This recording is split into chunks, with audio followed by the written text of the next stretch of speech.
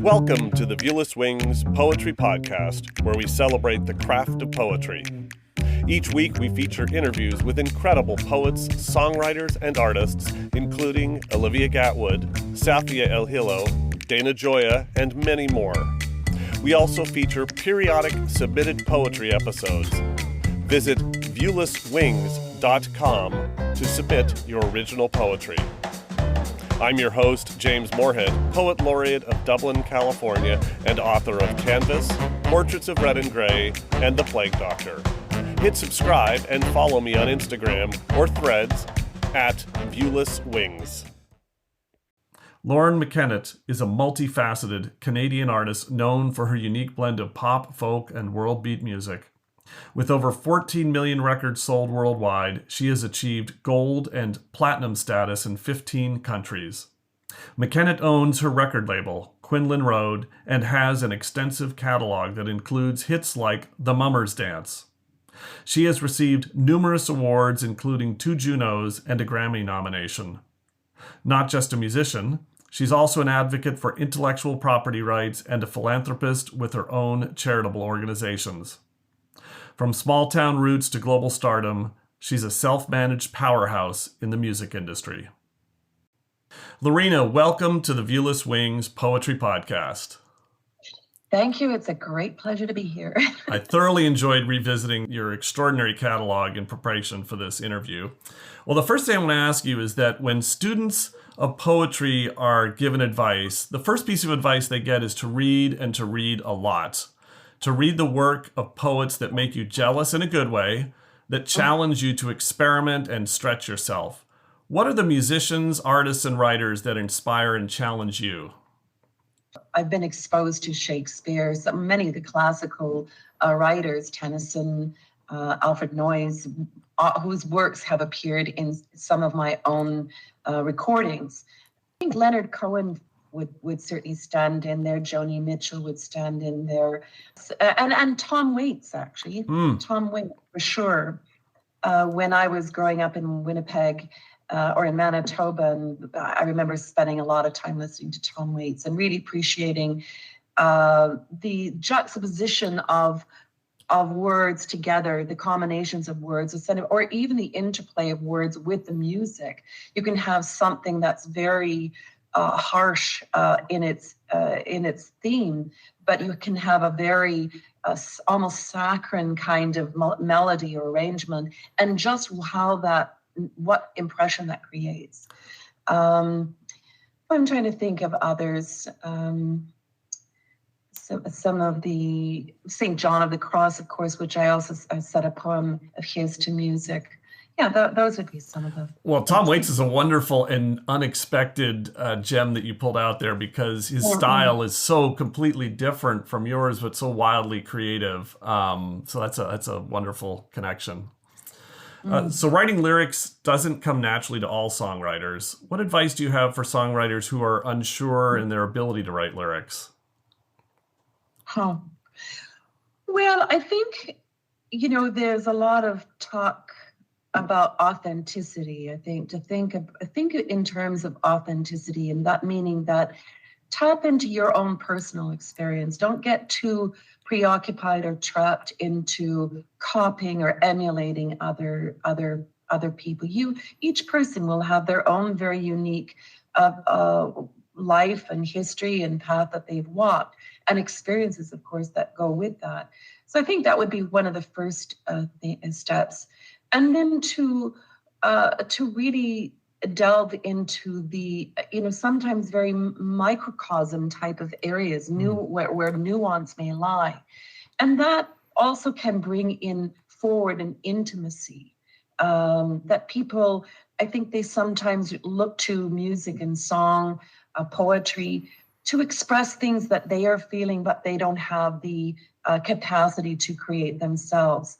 So you become a kind of amplifier or a surrogate for that. So, and because the human condition is pretty, it's a universal thing, people all over the world can relate to certain themes, whether it's struggle or love or loss, or and bringing your own personal experience to that. Well, I think that the point you make about even a small thing can get amplified through, especially poetry and song. A little harder, maybe perhaps with a novel, but with poetry and song, you don't need a massive idea, and that's one of the feedbacks I give to poets that are getting started. Is you can have a very simple thing be a beautiful poem. It doesn't need to be a massive idea. Yeah. So poets, unless they are writing purely autobiographical poems, invest a considerable amount of time researching the backstory and details of a poetic idea, on a treasure hunt for ideas, phrases, and words that will enrich a poem. Given the historical context of many of your songs and albums, how do you approach research as a part of the creative process, which must be a lot of fun? Well, yes, it is. I mean, the whole exercise or path of research for a recording is a wonderful endeavor, because since about 1991, it begins with traveling to different places. So I've traveled across Europe and into Morocco, to Turkey, Greece, Mongolia, China, and took the train from Vladivostok to Moscow. So all of these gave me a very personal and visceral and multiple sensory kind of exposure to places. And that in turn really has informed the imagery that I've been attracted to or drawn to create, either the imagery through the description in the words, or imagery through the arrangements, or how I might guide instruments to create certain sound effects. Or, but also when it comes to existing poets, because I've really focused on the history of the Celts and the geography that history has taken in, which goes back to about 500 BC and into Asia Minor. I gave myself a wide berth as to the poets that I might draw upon. I mean, I really only just touched the surface of it, but from a chronological standpoint, I moved to Stratford, Ontario in 1981 and worked at the Stratford Shakespearean Festival. So being exposed to Shakespeare through those years gave me, an unbelievably rich exposure to a wordsmith who was dealing with the human condition in a universal kind of way. So whether it was this piece from The Tempest or from Cymbeline that I set to music, I think, for The Visit and in The Mask of Lear, or that with the Lady of Shalott, that sort of felt largely in the canon of Celtic mythology and so on. So that was one of the first criteria. But then I get down to rather pragmatic criteria. Are the phrases singable? Are the words singable?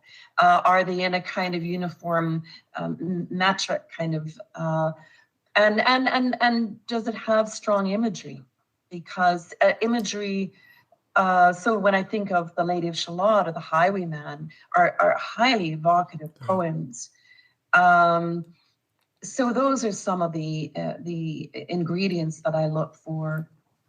Terrific. And then building on your interest and inspiration from Celtic culture, I'm curious about how the Celtic languages have influenced your writing. And it's more the distinct sound of Celtic languages and the words and phrases unique to those languages. How has that been an influence? Well, it hasn't been as much an influence as perhaps I would have liked. Given that we were only given 24 hours a day, I ended up choosing to manage my career rather than delve in some more of the deeper creative territories, which this would have fallen. I did start to learn an Irish Gaelic piece, but enough to get a sense of the texture of the language. And that's really what I'm getting at. Yeah. Yes. And that, it's very singable as well. But with the Celts, where the Celtic culture comes in more, in my realm, is less the language itself than what was important to them. And what was important to them was the natural world, and in particular, their deep reverence for trees. So in my catalog of recordings, there are many mentioned. Some are very focused on trees like Two Trees by W.B. Yeats or Bonnie Port Moore.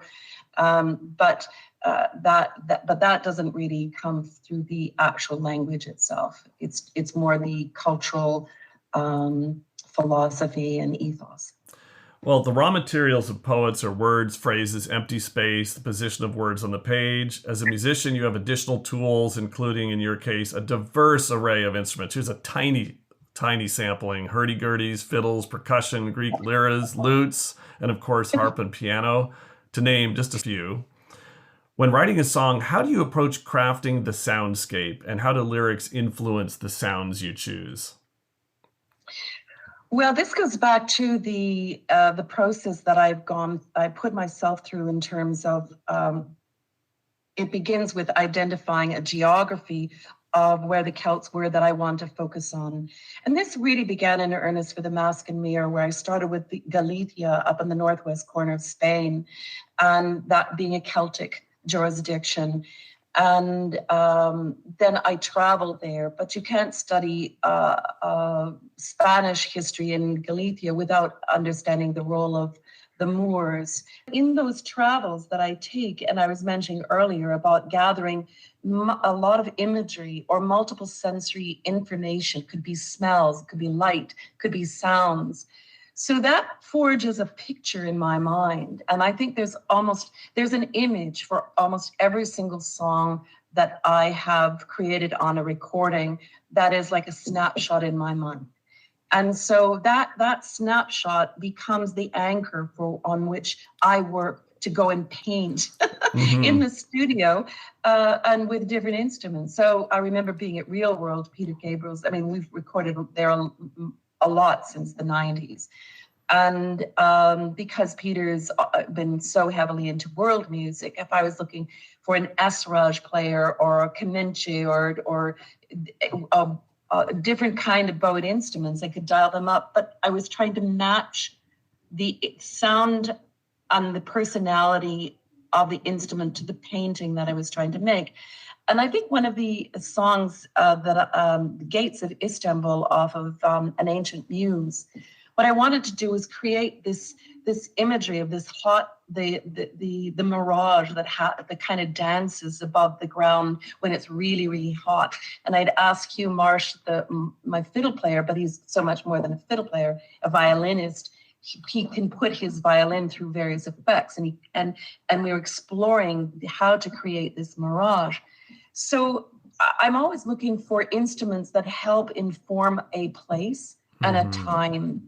So the more east I went, the more I would gravitate to Eastern or Middle Eastern instruments. But at the end, I also like when I was first exposed to Celtic music, I was listening to a wonderful harper from Brittany called Alain Stevel, and he mixed traditional Breton instruments like the bombard and harp, along with heavy metal like drums and electric guitar and cello. So when I first heard that, I thought, oh, that's great, because that gave me a license to paint. But the instruments and the idiom that they're played in is very, very important in terms of setting that sense of place. That's beautiful. My mom is a composer. I've asked her this question too. It's like, how do you pick out of the almost infinite collection of sounds that can be created? And not only just the instrument, but the person you choose to play the instrument. There's just so many things that come into the decision. Absolutely. Yeah. Well, in All Souls Night, you wrote, figures of cornstalks bend in the shadows, held up tall as the flames leap high. The green night holds the holly bush to mark where the old year passes by. It's impossible for me to read these lyrics without hearing the music that accompanies them. How do you create balance between the music and the lyrics so they reinforce and complement each other? Whoa. That's a very academic question. That's above my pay grade. Give your intuitive answer. Yes, I know that many of these creative process questions are almost impossible to answer. It's like when people ask me, how did you write that poem? And I said, I wrote it. Yeah, I mean, my process is very ad hoc, and that would be that sometimes I start with phrases or words or images. Sometimes I'll start with melodies. And it's just you build out, at least for myself, I just build out from there. And there are certain images, for example, though, what I'm trying to capture there in All Souls Night was really important to me. And so I needed to somehow grab some of those traditional festival, pagan kind of connected with the natural world kind of markers. And so then but it's, I don't know after a certain point. I mean, I think this is why the title of the visit, it's kind of I prepare myself through the research and the travel and the exposure, reading different kinds of things. And then it's like you prepare yourself for the visit, for the next chapter of what's going to happen, but you don't control it. It's like going fishing. You can go early in the morning and you can have the best rod and the best place. It doesn't mean you're going to fish something. Well, I love the way you describe. I mean, I was thinking about that. You almost, I sometimes when I'm working on a poem, it'll just soak in my brain for years, and then I'm visited by this creative whatever it is, Yes. and I can't quite put my fingers on it. So I can completely relate to that. Well, and that's good. And I hope AI won't be able to do it either. That will be in the domain of us. I am not worried about that at all, because going back to something you said earlier, AI does not have a lived experience. It has the, I guess, a shadow of the lived experience of others as an amalgam, as sort of a soup, but it does not have an individual's lived experience. And particularly for poetry and song, I think that's such a critical element. And I played around with AI and had it generate workable but pretty soulless poetry. At this time, maybe if it has another 10 years to troll over, it'll start emulating itself, and who knows. Well, you mentioned this already a little bit. You've created songs using the words of other poets, The Stolen Child by Yeats, The Lady of Shalott, which you mentioned, by Tennyson, are several examples. And you mentioned this a little bit, but dig a little deeper. When looking, what do you look for in a poem, particularly that you touched on before, the singability of a poem? What makes something singable and not singable?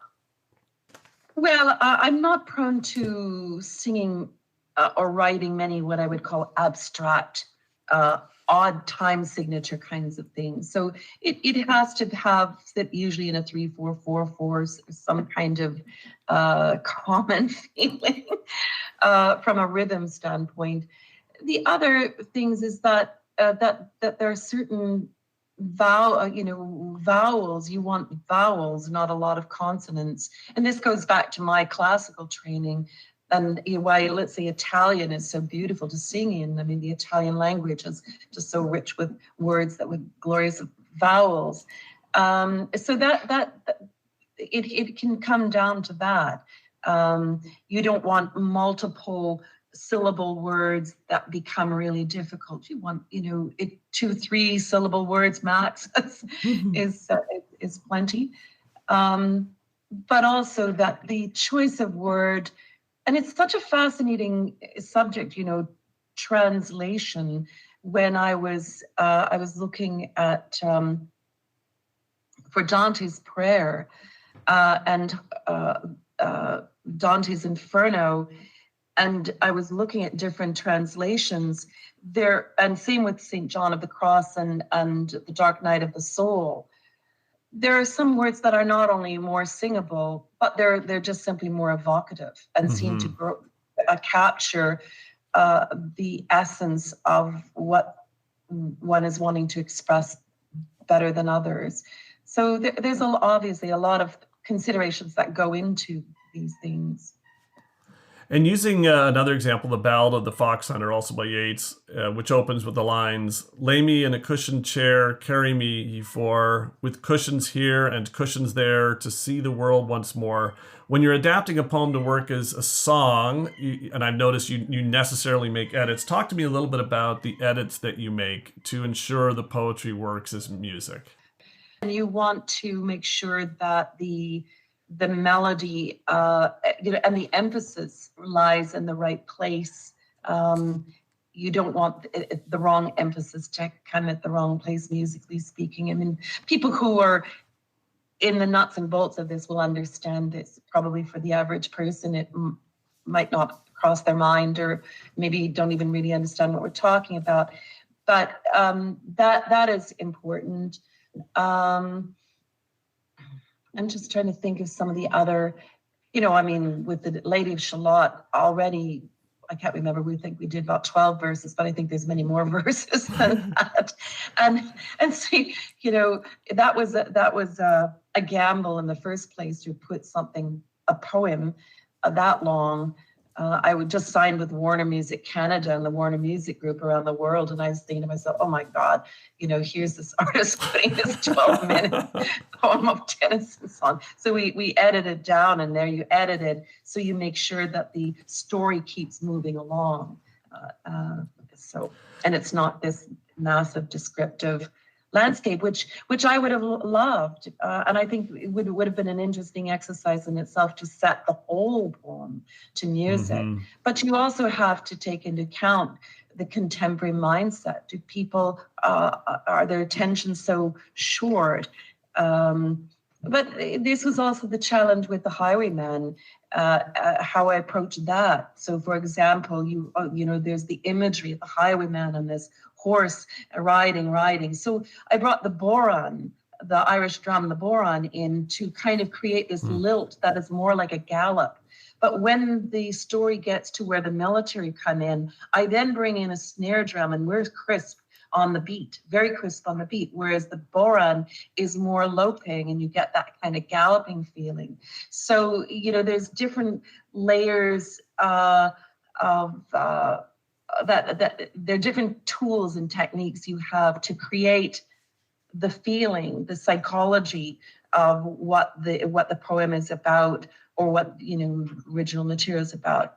And that probably for me was one of the most interesting and protracted, I might say. We're still working on tape in '98 on so there are reels and reels and reels and versions and versions and versions of the Highwayman.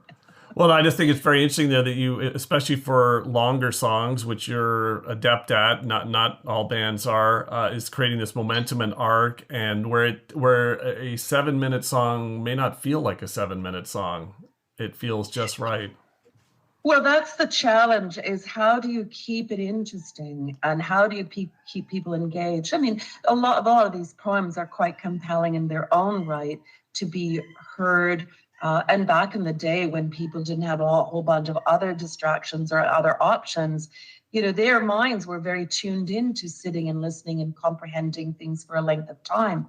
You think of the some of the Indian music, which the rajas, they go on for very long periods of time. So, but yes, and so you're talking about texture, talking about color, you're talking about how to adapt or express the rhythm component. So people won't be cognizant that there are these changes and this morphing in the actual musical arrangement, but it's certainly in the many things that I've done, I've been very cognizant of that technique. Well, as a poet, getting feedback is critically important. You can write without feedback. You can occasionally write a really, really good poem, but it'll be sporadic. With feedback, you can consistently write poetry that's really beautiful. And part of that feedback comes through open mics and live performance. With the complexity of the music you create, what's your feedback loop? And does the audience play any role in the feedback loop? And I asked that question recently of Daniel Ash and David J., who are co-songwriters for the band Love and Rockets. And one of them said, and they write kind of Paul McCartney style songs independently and then occasionally collaboratively. One of them said that, the song is baked on the album, it's too late for feedback. And the other said he does little house parties where he will play music at the earliest stages and then get feedback there. So what's, just in broad strokes, what is the mechanisms you use to get feedback? Well, there's the one I use, and then there's the one I wish I could use. And the one I wish I could use is get the songs developed and rehearsed and a little bit performed in order to get feedback from people. That would be what I wish I could do. I've never really been able to do that. I'm not a very prolific writer. And I think, again, that's largely because I've chosen to manage my career, and probably 70% of my time is spent in a management mode, and maybe 30% as an artist and all that comes with it. But so when we go into the studio, I will still be writing. And I remember when we were working on the Book of Secrets, and it was May of '97 or whatever. And I was just starting to work on The Mummer's Dance, which went on to be this hit for me in the United States and Canada across 4 radio formats. But I only had, a bit of a verse and a chorus or something. And in the big room at Real World, there are isolation booths. And I had asked the engineer and my colleague Brian to go and do an exercise so I could go back to writing in the right. And I had set up this little writing station in the writing booth. I asked Hugh Marsh, the fiddler that I work with, a very, very fine violinist, who's often down in Los Angeles working in films with them. I said, Hugh, would you just come in and listen to this for a minute? I'm not sure whether I should keep working on it or not. So I played a little bit of it, and he listened. He said, yeah, no, I think you should keep working on that piece.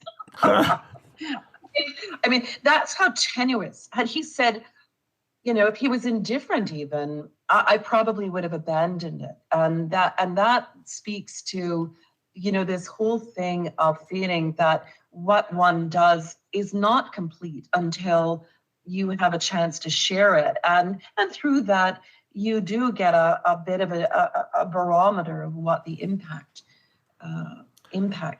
can be. Well, I had a rare opportunity to see Kimbra, the artist from New Zealand, work, and she was at a label and went independent and was working on a new album and crowdfunding it, actually, after quite a bit of success on a label.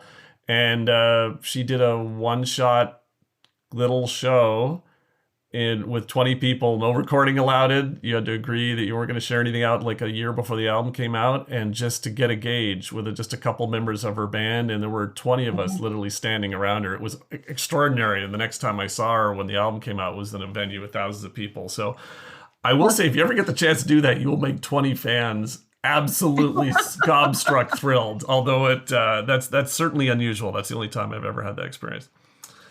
Well, I've got one more question before I hand the mic over to you to recite several of your songs.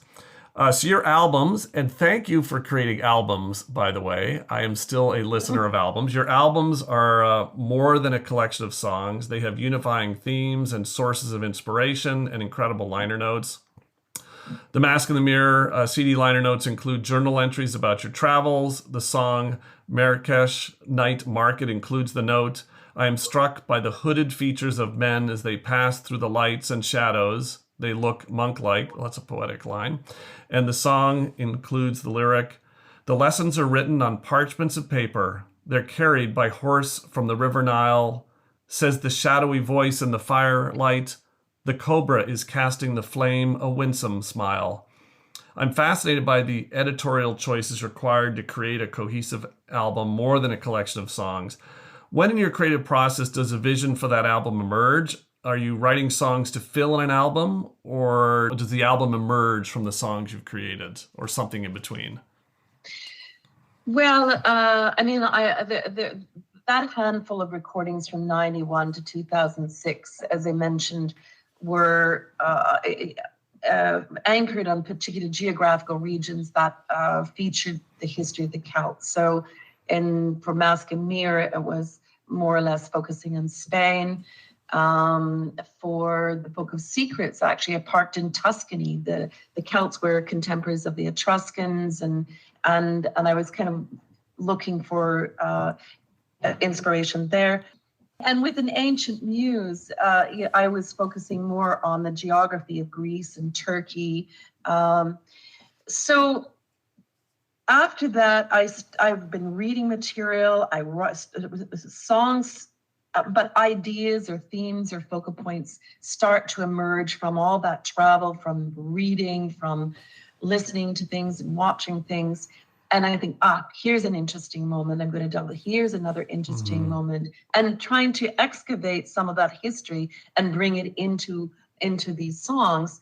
But there's a critical point where I feel it's like building an umbrella, where the title, the concept, is the very top of the umbrella, and out of that are these spokes of songs. So that the title, I actually try to come up with a title in my mind relatively early on, again, to ensure that things hinge together in a kind of cohesive way. So that's really it. I mean, there are other pragmatic things, for example, that particularly if there's any lengthy songs, I like to have an instrumental before or after them because the mind just needs a break from it. But I'm trying to look at all that imagery, all those experiences. I mean, what you just read from Marrakesh Night Market, I mean, I had been in Marrakesh in '93 during Ramadan, which was really interesting. And I stayed right in the main square there, the Fanaz, whatever, forgotten what it's called, which sadly they've just incurred this horrible earthquake.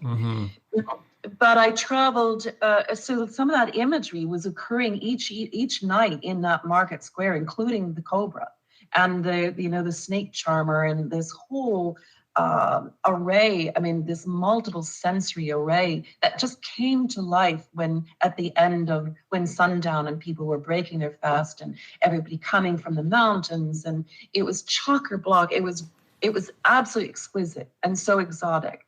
And I just felt so compelled to somehow capture some of that, what I was witnessing in that night market.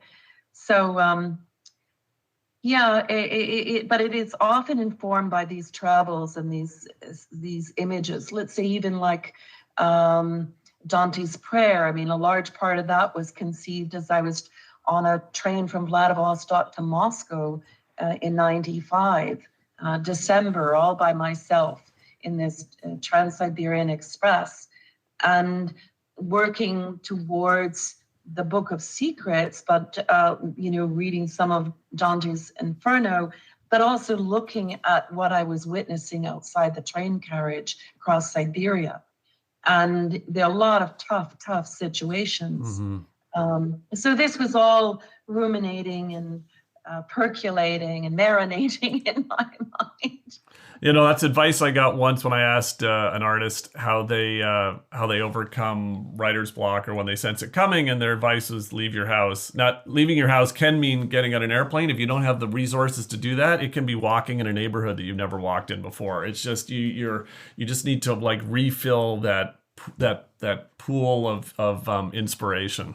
That was probably one of the most important things I learned about myself in relationship to creativity, that and why I often have to just leave my home, because there's a kind of muscle memory around where I live, and there's always things to do, and it keeps my feet so much in a mortal kind of way.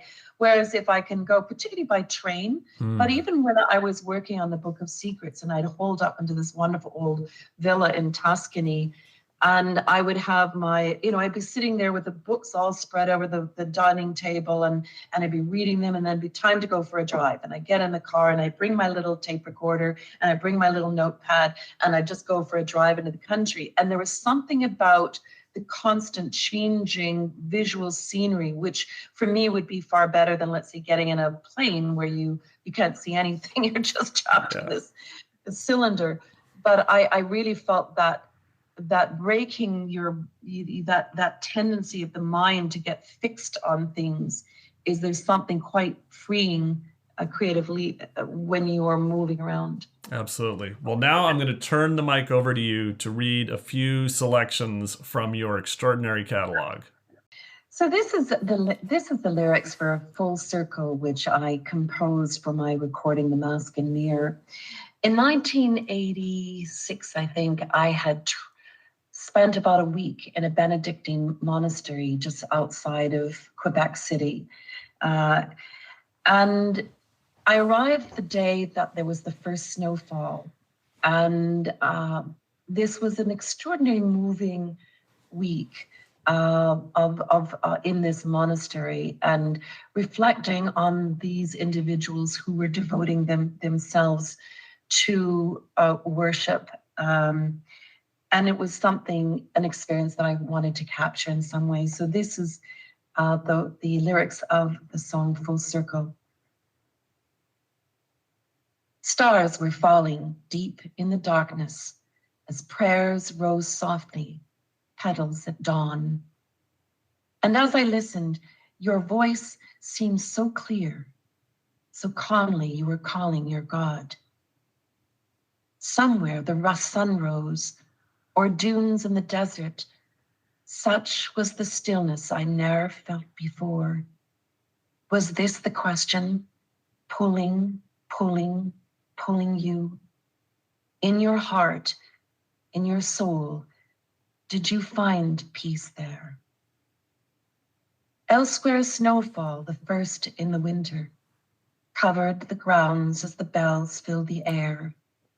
You in your robe sang, calling, calling, calling him. In your heart, in your soul, did you find peace there? So in that one, when I referred to the sun rising or the dunes in the desert, I was also reflecting on this very meditative moment I'd had when I traveled to Morocco, down into the desert, and got up at sunrise, and thinking this sentiment of worship is in that place as well. I guess the next set of lyrics that I would read for you, and I mentioned earlier in our conversation, was Dante's Prayer. And it was conceived as I was working on the Book of Secrets. And I had been parked in this wonderful old villa in Tuscany and reading some of Dante's work. But in that period, I had had the opportunity to travel, actually tour with the chieftains in Japan in December of '95. And I knew that the Celts had been on the Russian steppes, the oldest, earliest Celts. And I thought this might be the only time I get to travel across Russia. So about the 5th of December, I packed up things in Japan. I'd been staying with friends in Tokyo and flew from Nikita to Vladivostok and got on board the Trans-Siberian Express at midnight on a Sunday night and got off the next Sunday morning in Moscow. And realized what I was witnessing was a country in incredible transformation. There were spontaneous food bazaars that would occur at various stops on the train travel. I mean, there's a whole story to be talking about this whole train trip. But I realized the vulnerability of the people who were arriving at those train stops selling their wares, whether it was bread and so on. But the key in this was the female steward on the train, who initially was very, very suspicious of this Canadian woman who was traveling by herself. And on the Tuesday of that week, I gave her some, actually salmon, freeze-dried salmon that I brought from British Columbia. I gave it to her and her friends or colleagues that were having lunch. And after that, she looked after me the whole trip, which I realized was a very, very risky scenario, because there were roving bands of people up and down the train, and I just stayed in the train carriage. So part of this was merging, blending what I was reading about Dante and the human condition, what I was seeing out the window, but also thinking of this steward. She'd come to my cabin after I'd given her and her colleagues this salmon. And instead of being highly suspicious, she opened the door and she was proudly, "My name is Galia." And she looked after me for the rest of the trip. So these were some of the things that were swimming around when I was composing the lyrics of Dante's Prayer. When the dark wood fell before me and all the paths were overgrown, when the priests of pride say there is no other way, I tilled the sorrows of stone. I did not believe because I could not see, though you came to me in the night. When the dawn seemed forever lost, you showed me your love in the light of the stars. Cast your eyes on the ocean. Cast your soul to the sea. When the dark night seems endless, please remember me. Then the mountain rose before me by the deep well of desire, from the fountain of forgiveness beyond the ice and the fire. Cast your eyes on the ocean. Cast your soul to the sea. When the dark night seems endless, please remember me. Though we share this humble path alone, how fragile is the heart. Oh, give these clay feet wings to fly, to touch the face of the stars. Breathe life into this feeble heart. Lift this mortal veil of fear. Take these crumbled hopes, etched with tears. We'll rise above these earthly cares. Cast your eyes on the ocean. Cast your soul to the sea.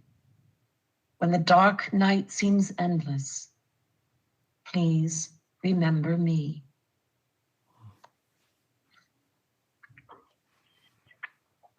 So, which brings us more in a contemporary sense. I mean, these are all rather contemplative pieces.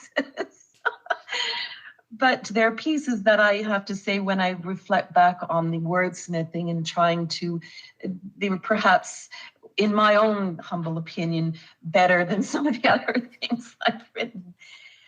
And I think, this next piece called Lost Souls is from my most recent studio recording called Lost Souls, and reflecting where we are at in terms of history and time, partially to do with what we have done to the earth and the environment, but also reflecting on how we got ourselves trapped in a poorly defined concept of progress. And sometimes progress embodies the wisdom to know when to stand still.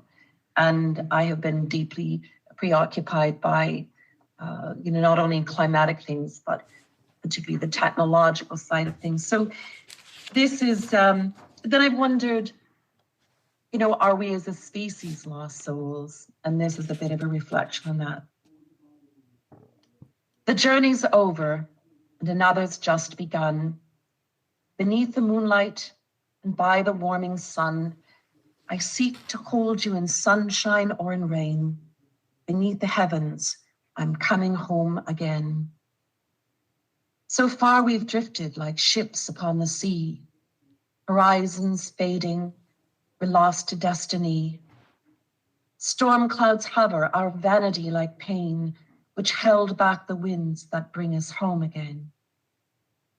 Could I see now the swallows in their flight, watch the moon dance on oceans in the night? The trees reach upward to help the birds to fly, and what of the creatures? Who will hear them when they cry? We walk the hillside like lost souls in the night, and in the darkness, we're searching for the light. And in the morning, like freshly fallen dew, much like a moon's breath, I'm coming home to you. This journey's over, another's just begun, beneath moonlight or by the warming sun. For I remember that if my heart be true, just like an eagle, I'm coming home to you. That was a thrill, of course, and I know it will be for listeners. Those particular choices work so well as standalone poems too, which is not always the case for song lyrics. They really depend on the music, or they're secondary to the music, but those completely stand on their own. And I loved how you read them. That was wonderful. So just a couple of questions before I let you get back to all the things you have to do.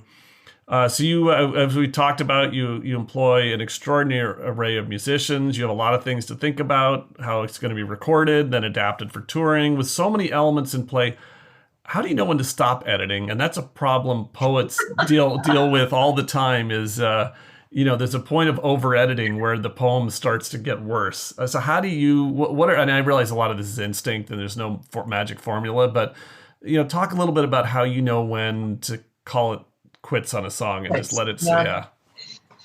Well, I mean, there's the wordsmithing, and then there's the music, and then there's the putting together of them. And so I unlike a poet who is just focusing on the words, I'm often looking at the package of the two of them at the same time. Well, I mean, I do drafts of them, and thanks be to God. And I in the studio will record, and then I often, it's not a very environmentally sensitive thing to do, but I'll get in the car and I'll take this, and it was always CDs, right? It's still CDs. And I listen to, I go on that drive again, letting my muscle memory of where I am not block me into a place, and just even get distracted and come back to it. And so I was like, oh, there's a better word for what I'm wanting to say, or it's fascinating. It's absolutely fascinating. So that is really the best thing I can do. But after that, I do canvas all the engineer and the musicians and my colleagues, and they know that I don't want sycophants around me. I want real honest feedback, that there's no wrong answer. And so I rely upon them. And we've got layers of people who I can trust will give me kind of feedback. It's a bit like taking and performing songs before you record them, or that kind of stuff. So I do test them, stress test them, but that's if time and circumstance allows. Sometimes, I because I'm always the producer and the executive producer, I'm living with the hat on saying, we've got this amount of time, this is the budget, and it's got to be done. And most certainly there have been pieces that I've finished and put on recordings I knew were not the best renderings of those pieces, but they just had to be done. We booked a tour 4 months after the release, and we're boxed in. So you touched on something that'll be my second to last question, which is you manage an extraordinary amount of your career, which is not always the case. There are bands that are totally dependent on others to deal with all those logistics. An interesting little footnote is Margaret Atwood's first book of poetry was self-published, which I did not know. That was really interesting. So what advice do you have for musicians who decide to take a path where they have their own label, they're publishing their own work, and what are the advantages and challenges of doing so? Well, I mean, the trajectory of my career is a lovely, lovely story from the standpoint that I made my first recording in 1985. But when I did that, I was armed with a wonderful book called How to Make and Sell Your Own Recording by Diane Rappaport. And of course, she got into really all the pragmatic issues, the technical things, the publishing things, the legal, all. And it was just a fantastic Bible to have. And without that, I would not have had the confidence to know what was the repertoire of things to think, be aware of, or understand. And because I began by busking on the street, I busked at the St. Lawrence Market in Toronto, and Granville Island in Vancouver, and Covent Garden in London, England, and built things up brick by brick slowly from particularly 1985 to 1991, and selling, giving stores cassettes on consignment and books. I learned how the pricing went, and learned about the importance of publicity and marketing and blah, blah, blah. And also how to put myself and then a few of us and then about 6 of us on the road, where I built. And from that, I used a manual that was from the Canadian Arts Council just on touring. So again, it talked about budgets and talked about cash flow and logistics. So in those years, I mean, I still don't have a manager. I would say most people would say I'm unmanageable, but it was a slow brick by brick with a very good guide. I think is to find the contemporary version of those guides, to just get out there and do things. And even if one ends up having some kind of management, at least you'll be a better business partner with your manager. But the sad thing in the music industry is that there's 2 sides of it. One is the music making and creating, and the commodification of that music. The other is the touring side. And the first side has collapsed. So currently there's not, I would say, a strong business argument to be creating a lot of expensive music. The music that I've created is very, very expensive, because we'll hole up in real world and I'll bring all these exotic musicians in. If I was to say, I'm going to make a record with piano, bass, and drums and, guitar or something that is more, accessible, that's different. But, so I really caution people to know their stuff before they head out. on this journey. Again, I'm trying to be honest. I don't think my career could have gotten built now as it did then, the way things are set up. Because on the musicians, composer side, where we used to get paid 25 cents per song, we might now get paid 10 cents per 1,000 plays by Spotify and 0.0013 cents in Google Play and so on. So that's a whole other conversation. But I don't discourage people from learning, but rather encourage people learning the bricks and mortar of the business.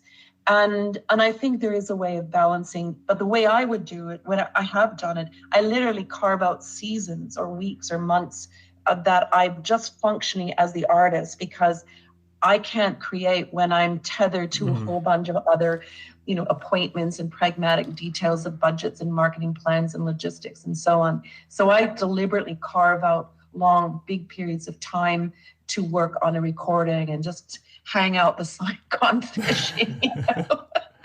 I mean, I think that last piece of advice is so important, is that I'm a big hiker, and the first 30 minutes of a hike is kind of a grind, and then you get going, and then you go for hours and hours, and time changes. I think a very similar thing in the creative process is there's a period of time for your brain to get warmed up, and then you can start flowing. And if you're too fractured, you never get into a flow because you never warm up to it. So it's so important to compartmentalize to a degree.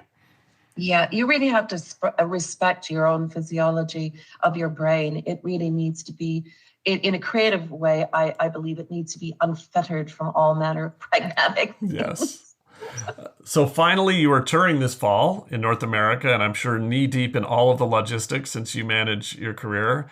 And next year, so in North America this fall, and next year in the United Kingdom and Europe, what can fans expect in addition to your revisiting the album, The Visit? Well, certainly our tour coming up in the United States, we'll also be performing from the most recent studio recording, Lost Souls, because once that was released, we never toured in the US on it, where we had in Europe. So in this fall, the difference between the fall tour and the spring tour, which are both branded as The Visit Revisited, that means that we're performing the Visit recording from top to bottom in order in the second set. But in the United States, we'll be leaning more heavily on the first set from the Lost Souls, relatively new recording. And in Europe, we'll be probably doing a mixture of across all the catalog. So, but we're really, really looking forward to it. Well, I break a leg on your tour, and I look forward to catching you in one of the locations that you visit. And Loreena, I just want to say thank you so much for sharing your lyrics, your voice, your experience on the Viewless Wings Poetry Podcast today. Oh, it's great to be with you, James. Thank you so much. The Viewless Wings Poetry Podcast is written and produced by James Moorhead. You can follow me on Instagram, Threads, and YouTube at Viewless Wings. Hit subscribe to be notified of every episode of the Viewless Wings Poetry Podcast, and spread the word with your poetry community.